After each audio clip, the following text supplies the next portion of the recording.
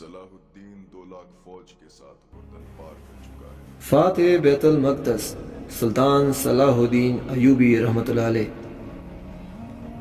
تم پرندوں سے دل بہلایا کرو، سپاہ گری اس انسان کے لیے ایک خطرناک کیل ہے جو عورت اور شراب کا دل دادا ہو۔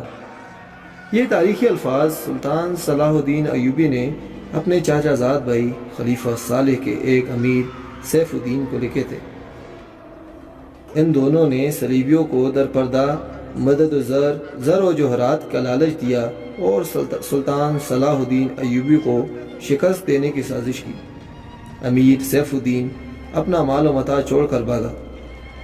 اس کے ذاتی خیمگاہ سے رنگ برنگی پرندے، حسین اور جوان رقصائیں اور گانے والیاں ساز اور سازندے شراب کے مٹکے برآمد ہوئے۔ سلطان نے پرندے، گانے والیوں اور سازندوں کو آزاد کر دیا اور امیر سیف الدین کو اس مضمون کا خط لکھا: تم دونوں نے کفار کی پشت پناہی کر کے ان کے ہاتھوں میرا نام و نشان مٹانے کی ناپاک کوشش کی، مگر یہ نہ سوچا کہ تمہاری یہ ناپاک کوشش عالم اسلام کا بھی نام و نشان مٹا سکتی تھی۔ تم اگر مجھ سے حسد کرتے ہو تو مجھے قتل کرا دیا ہوتا۔ تم مجھ پر 2 قاتلانہ حملے کرا چکے دونوں ناکام ہوئے۔ اب ایک اور کوشش کر کے دیکھ لو، ہو سکتا ہے کامیاب ہو جاؤ۔ اگر تم مجھے یقین دلا دو کہ میرا سر میرے تن سے جدا ہو جائے تو اسلام اور زیادہ سے زیادہ سر بلند رہے گا، تو رب کعبہ کی قسم میں اپنا سر تمہاری تلوار سے کٹوا دوں گا اور تمہارے قدموں میں رکھنے کی وصیت کروں گا۔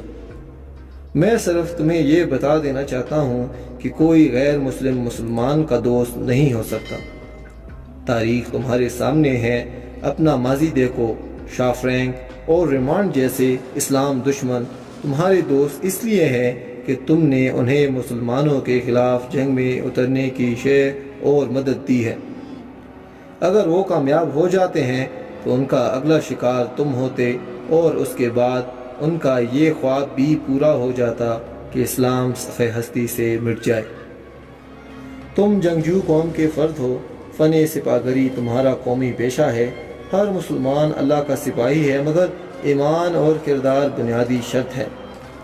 تم پرندوں سے دل بہلایا کرو، سپاہ گری اس انسان کے لیے ایک خطرناک کیل ہے جو عورت اور شراب کا دل دادا ہو۔ میں تم سے درخواست کرتا ہوں کہ میرے ساتھ تعاون کرو اور میرے ساتھ جہاد میں شریک ہو جاؤ۔ اگر یہ نہیں کر سکو تو میری مخالفت سے باز آ جاؤ، میں تمہیں کوئی سزا نہیں دوں گا۔ اللہ تمہارے گناہ معاف کرے۔ آج صلاح الدین ایوبی۔ مورخ لین پول لکھتا ہے، صلاح الدین کے ہاتھوں جو مال غنیمت لگا اس کا کوئی حساب نہیں تھا۔ جنگی قیدی بھی ہیں۔ اندازہ ہے کہ سلطان نے تمام تر مال و غنیمت 3 حصوں میں تقسیم کیا۔ ایک حصہ جنگی قیدیوں میں تقسیم کر کے ان کو رہا کر دیا، دوسرا حصہ اپنے سپاہیوں اور غرباء میں تقسیم کیا اور تیسرا حصہ مدرسہ نظام الملک کو دیا۔ اس نے اسی مدرسے سے تعلیم حاصل کی تھی، نہ خود کچھ رکھا اور نہ اپنے کسی جرنیل کو کچھ دیا۔ اس کا نتیجہ یہ ہوا کہ جنگی قیدی جن میں بہت سے مسلمان تھے اور باقی غیر مسلم رہا ہو کر سلطان کے کیمپ میں جمع ہو گئے اور سلطان کی اطاعت قبول کر کے اپنی خدمات فوج کے لیے پیش کر دی۔ ایوبی کی کشادہ ظرفی اور عظمت دور تک مشہور ہو گئی۔ اس سے پہلے منافق حسب بن صبا کے پراسرار فرقے فدائی، جنہیں یورپین مورخین نے قاتلوں کا گروہ لکھا ہے، صلاح الدین ایوبی پر 2 بار قاتلانہ حملے کر چکے تھے، لیکن اللہ نے اس عظیم مرد مجاہد سے بہت کام لینا تھا۔ ایک معجزہ ہوا جس میں یہ مرد مجاہد بال بچ گیا۔ سلطان پر 30 قاتلانہ حملہ اس وقت ہوا جب وہ اپنے مسلمان بھائیوں اور صلیبیوں کی سازش کی چٹان کو شمشیر سے ریزہ کر چکا تھا۔ امیر سیف الدین میدان جنگ سے بھاگ گیا تھا، مگر وہ سلطان کے خلاف بغض اور کینے سے باز نہیں آیا۔ اس نے حسن بن صبا کے قاتل فرقے کی مدد حاصل کی۔ حسن بن صبا کا فرقہ اسلام کی آستین میں سام کی طرح پل رہا تھا۔ اس کا تفصیلی تعارف بہت ہی طویل ہے، مختصر یہ کہ جس طرح زمین سورج سے دور ہو کر گناہوں کا گہوارہ بن گئی ہے، اسی طرح ایک حسن بن صبا نامی ایک شخص نے اسلام سے الگ ہو کر نبیوں اور پیغمبروں والی عظمت حاصل کرنے کے لیے جو منصوبہ بنایا، وہ اپنے آپ کو مسلمان ہی کہلاتا رہا اور ایسا گروہ بنا لیا جو طلسماتی طریقوں سے لوگوں کا اپنا پیروکار بناتا۔ اس مقصد کے لیے اس گروہ نے نہایت حسین لڑکیاں، نشاور جڑی بوٹیاں، ہپنوٹزم اور چرب زبانی جیسے طریقے اپنائے، بہشت بنائی جس میں جا کر پتھر بھی موم ہو جاتے تھے۔ اپنے مخالفین کو قتل کرانے کے لیے ایک گروہ تیار کیا۔ قتل کے طریقے خفیہ اور پراسرار ہوتے۔ اس فرقے کے افراد اس قدر چالاک، ذہین اور نڈر تھے کہ بیس بدل کر بڑے بڑے جرنیلوں کے باڈی گارڈ بن جاتے، اور جب کوئی پراسرار طریقے سے قتل ہو جاتا تو نہ مل پاتا۔ کچھ عرصے بعد یہ فرقہ قاتلوں کا گروہ کے نام سے مشہور ہوا۔ یہ لوگ سیاسی قتل کے ماہر تھے، زہر بھی دیا کرتے تھے جو حسین لڑکیوں کے ہاتھوں شراب میں دیا جاتا تھا۔ بہت مدت تک یہ فرقے اس مقصد کے لیے استعمال ہوتے رہے۔ اس کے پیروکار فدائی کہلاتے تھے۔ سلطان صلاح الدین ایوبی کو نہ تو لڑکیوں سے دھوکہ دیا جا سکتا تھا اور نہ ہی شراب سے، وہ ان دونوں سے نفرت کرتا تھا۔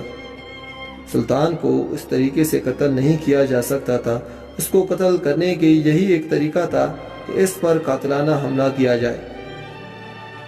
اس کے محافظوں کی موجودگی میں اس پر حملہ نہیں کیا جا سکتا تھا۔ 2 حملے ناکام ہو چکے تھے۔ اب جبکہ سلطان کو یہ توقع تھی کہ اس کا چاچا زاد بھائی صالح اور امیر سیف الدین شکست کھا کر توبہ کر چکے ہوں گے، انہوں نے انتقام کی ایک اور زیر زمین کوشش کی۔ صلاح الدین ایوبی نے اس فتح کی جشن منانے کے بجائے حملے جاری رکھے اور 3 قصبوں کو قبضے میں لیا۔ ان میں غزہ کا مشہور قصبہ تھا۔ اس قصبے کے گرد نواح میں ایک روز سلطان صلاح الدین ایوبی امیر جاؤ الاسدی کے خیمے میں دوپہر کے وقت آلودگی کے عالم میں سستا رہے تھے۔ سلطان نے وہ پگڑی نہیں اتاری تھی جو میدان جنگ میں سلطان کے سر کو صحرا کی گرمی اور دشمن کے تلوار سے بچا کر رکھتی تھی۔ خیمے کے باہر اس کے محافظوں کا دستہ موجود اور چوکس رہتا۔ باڈی گارڈز کے اس دستے کا کمانڈر ذرا سی دیر کے لیے وہاں سے چلا گیا۔ ایک محافظ نے سلطان کے خیمے میں گرے ہوئے پردوں میں سے جھانکا۔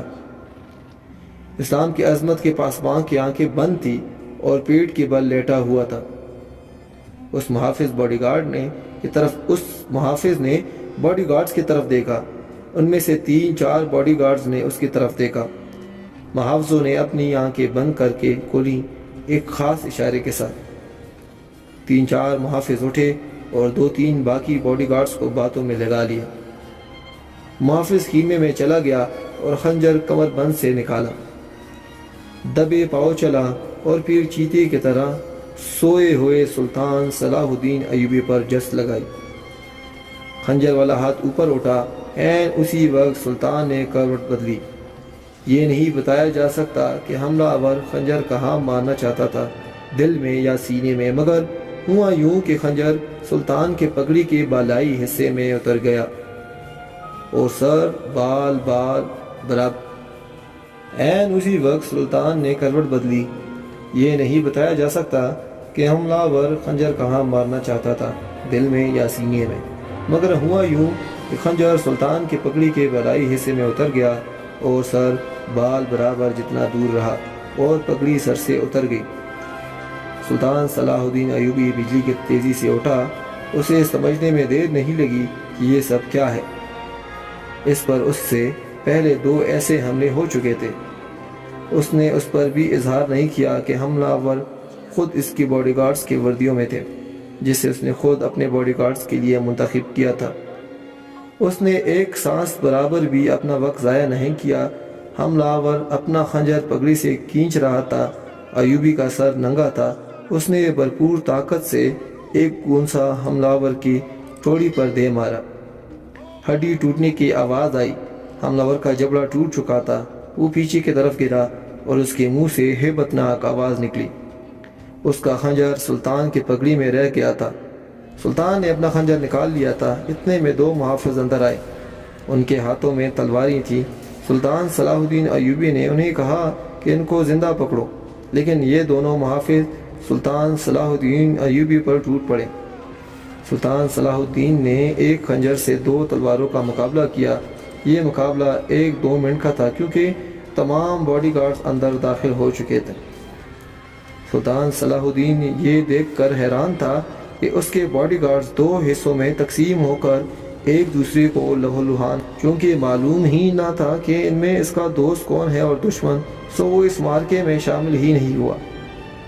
کچھ دیر بعد باڈی گارڈز میں چند مارے گئے، کچھ بھاگ گئے، کچھ زخمی ہوئے، تو انکشاف ہوا کہ جو دستہ سلطان صلاح الدین ایوبی کی حفاظت پر مامور تھا، اس میں 7 فدائی تھے جو سلطان صلاح الدین ایوبی کو قتل کرنا چاہتے تھے۔ انہوں نے اس کام کے لیے صرف ایک فدائی کو اندر خیمے میں بھیجا تھا۔ اندر صورتحال بدل گئی تو دوسرے بھی اندر چلے گئے، اصل محافظ بھی اندر چلے گئے، وہ صورتحال سمجھ گئے تھے، سو سلطان صلاح الدین ایوبی بچ گئے۔ سلطان صلاح الدین ایوبی نے اپنے پہلے حملہ ور ہونے والے کی شارک پر تلوار رکھ کر پوچھا کہ وہ کون ہے اور اس کو کس نے بھیجا ہے۔ سچ کہنے پر سلطان نے اس کے ساتھ جان بخشی کا وعدہ کیا۔ اس نے کہا کہ وہ فدائی ہے اور اس کو کمشتگن، جسے بعض مورخین نے گمشتگن بھی لکھا ہے، نے بھیجا ہے۔ گمشتگن الصالح کے قلعے کا ایک گورنر تھا۔ دوستو، اگر آپ ہمارے چینل پر نئے ہیں اور ایسی موٹیویشنل اور سبق آموز ویڈیوز دیکھنا چاہتے ہیں تو ہمارے چینل کو سبسکرائب کریں اور بیل آئکن پر کلک کریں تاکہ ہماری ہر نئے آنے والی ویڈیو آپ کو بلا تاخیر ملتے رہیں۔